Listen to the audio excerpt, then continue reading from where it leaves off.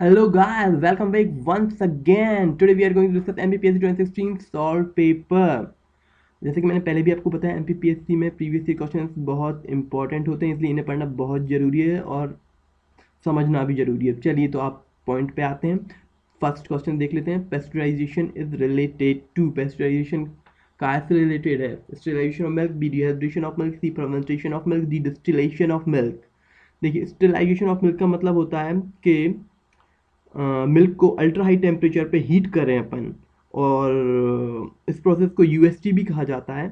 और जिससे कि क्या होता है, मिल्क में जो माइक्रोब्स और बैक्टीरिया प्रेजेंट होते हैं ना, वो डिस्ट्रॉय हो जाते हैं।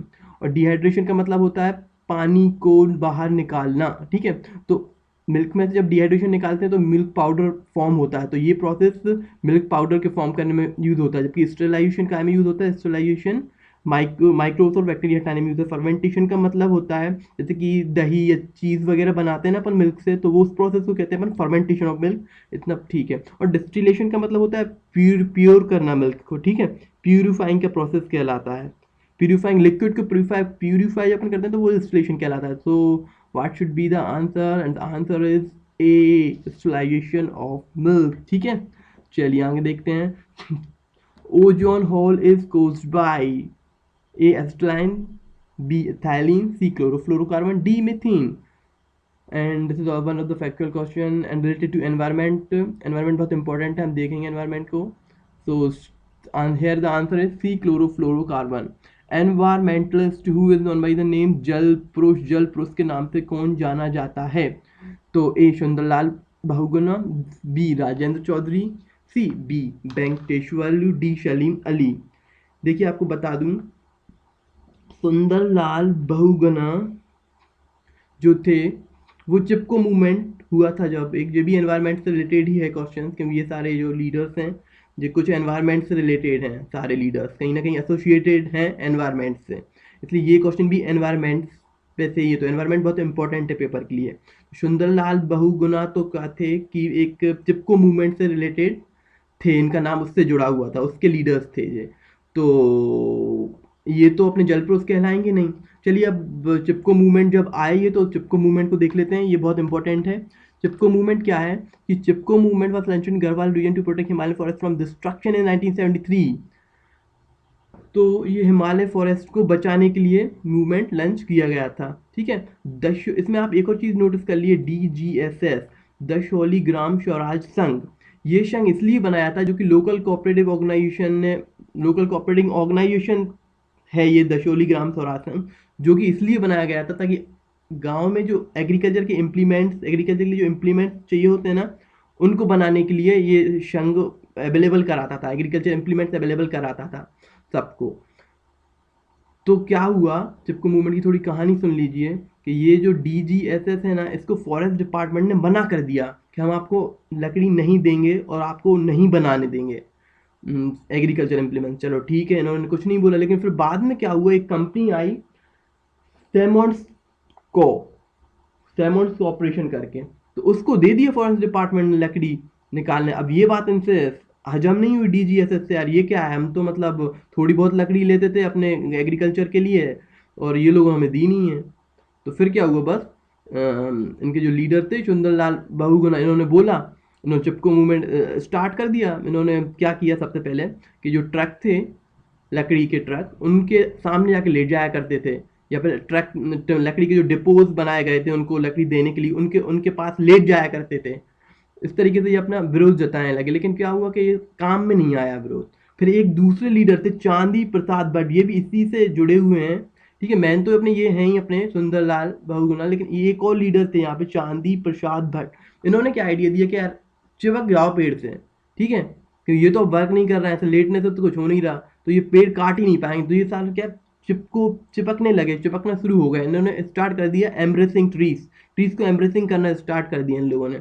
ये आइडिया चांदी प्रसाद भट्ट ने दिया था। ऐसा ही कुछ ये आइडिया था जो ट्रक के सामने लेटी क्विट इंडिया मूवमेंट में भी कुछ फॉलो हुआ था थोड़ा थोड़ा, याद रखिए। ठीक है, चांदी प्रसाद भट्ट ने आइडिया दिया था कि चिपक जाओ पेड़ों से। तो ये था कुछ थोड़ी बहुत कहानी चिपको मूवमेंट की जो मैंने आपको बता दी। चलिए आगे देखते हैं। तो सुंदरलाल बहुगुणा के बारे में हमने देख लिया, जो कि उसके लिए थे, चिपको मूवमेंट के लिए। अच्छा, अब राजेंद्र चौधरी अपने B, सी हैं अपने बी वेंकटेश वालू, डी हैं सलीम अली। सलीम अली का नाम था, बर्ड सर्वे इन्होंने कराया था सबसे पहले, तो इनका नाम उसमें जाना जाता है। और बी वेंकटेश वालू का नाम जाना जाता है क्लाइमेट चेंज में। ठीक है, तो ये भी नहीं है। तो आंसर क्या होगा? राजेंद्र चौधरी। राजेंद्र चौधरी थे जिन्होंने वो सबसे पहले करा था जल जल को बचाने के लिए मूवमेंट। तो answer is B, Rajendra Chaudhary. चलिए आगे देखते हैं, who is the protagonist of the Chipko movement. देखिए अभी मैंने बताया था, ये भी एक एनवायरमेंट का ही क्वेश्चन है। एनवायरमेंट कितनी इंपॉर्टेंट है आपको समझ में आ रहा होगा। ये सारे क्वेश्चन रिपीट भी हो सकते हैं, सेम टू सेम यही होंगे, आप अच्छे से देख लीजिए। A Medha Patekar, B M S Swaminathan, C Sunderlal Bahuguna, D Chandi Prasad Bhatt. अच्छा, तो कौन होंगे चिपको मूवमेंट के प्रोटोगोनिस्ट? देखो, मेधा पाटेकर के बारे में थोड़ा आपको बता दूं, ये क्या सोशल एक्टिविस्ट हैं मेधा पाटेकर, जो कि वुमेन और लेबर के लिए, जस्टिस के लिए लड़ते हैं। ये सोशल एक्टिविस्ट हैं, ये मेधा पाटेकर हैं, ये फीमेल हैं। एम एस स्वामीनाथन क्या है? ये क्या है, इनका नाम जाना जाता है एम एस स्वामीनाथन का ग्रीन रेवोल्यूशन में, high yield varieties of wheat में। तो ये भी नहीं थे, ये तो ठीक है, हमें पता है कि ये इन दोनों क्या है, ये भी पता चल गया अपन को। ये देखना है, सुंदरलाल बहुगुणा अभी बताया था मैंने पहले, क्वेश्चन भी आ चुका है। चांदी प्रसाद भट्टी भी दोनों चिपको मूवमेंट से ही जुड़े हुए हैं। लेकिन अब जब आया है who is the protagonist of the Chipko movement, तो आंसर डेफिनेटली होगा क्या? सी, सुंदरलाल बहुगुणा। क्यों? क्योंकि इन आइडिया इनका ही था चिपको मूवमेंट का, फिर वो वर्क नहीं करा तो बाद में चांदी प्रसाद भट्ट ने आइडिया दिया था, लेकिन शुरू में जो डीजीएसएस वगैरह था ना, वो सब इनका ही था, इसलिए आंसर यही टिक होगा, सी, सुंदरलाल बहुगुणा। चलिए आगे देखते हैं, विच of the following institution is not related with the environment? Centre for science and environment, botanical survey of India, Indian wild life institute, D survey of India. तो इसका आंसर क्या होगा?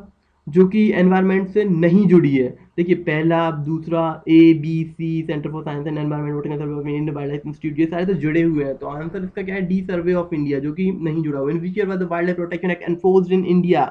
वाइल्ड लाइफ प्रोटेक्शन एक्ट, देखिए हमारे देश में, और ना कि हमारे देश बल्कि पूरी दुनिया में, एनवायरनमेंट को प्रोटेक्ट करने के लिए काफ़ी सारे एक्ट वगैरह बनाए जा रहे हैं, पॉलिसीज बनाई जा रही हैं। तो हम लोगों ने वाइल्ड लाइफ प्रोटेक्शन एक्ट कब स्टार्ट किया था, ये एक फैक्चुअल क्वेश्चन है, आपको थोड़ा पता होना चाहिए, इसलिए आपको जो है दिमाग लगा के नहीं कर सकते।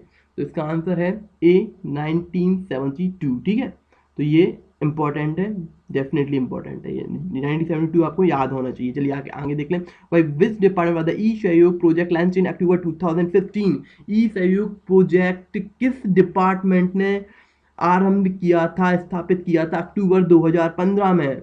ए sales tax, B income tax, C excise duty, D road tax. And answer is income tax. Okay, चलिए आगे बढ़ते हैं। During his visit to India, Mark Zuckerberg, the founder of the Facebook, had gone to visit which of the following? Mark Zuckerberg, look at this, this is the founder of Facebook. हो सकता है अभी आपको अगली बार ये आ जाए कि Facebook का फाउंडर कौन है। ठीक है, इस तरीके से क्वेश्चन आते हैं, तो आपको ये भी याद होना चाहिए, मार्क जकरबर्ग। ठीक है, had gone to visit which of the following, तो किस, कहाँ पे गया था वो जब आया था इंडिया में, तो कहाँ गया था? तो red fort, gateway of India, Taj Mahal, Qutub Minar. The answer is C, Taj Mahal. This is also factual question. 10, where was the G20 summit held in November 2015? A Paris, B Antalya Turkey, C Vienna Austria, D England. तो कहाँ हुआ था? ये भी एक factual question है, आपको पता होना चाहिए। G20 समिट जो कि नवंबर 2015 में हुआ था, वो हुआ था बी एंटले टर्की। ठीक है, so this was for the today's lecture. अगर आपको लेक्चर अच्छा लगा, आपको कुछ इन्फॉर्मेशन मिली हो इससे, तो डेफिनेटली शेयर कीजिए, अपने फ्रेंड्स को बताइए। अगर वीडियो अच्छा लगा हो तो लाइक कीजिए। अगर आपको ऐसे वीडियोस के बारे में और अपडेटेड रहना है तो चैनल को सब्सक्राइब कीजिए। Thank you, have a nice day. अगर इवनिंग है तो हैव ए नाइस इवनिंग। अगर आप वीडियो देख के सोने जा रहे हैं तो have a good night. Thank you.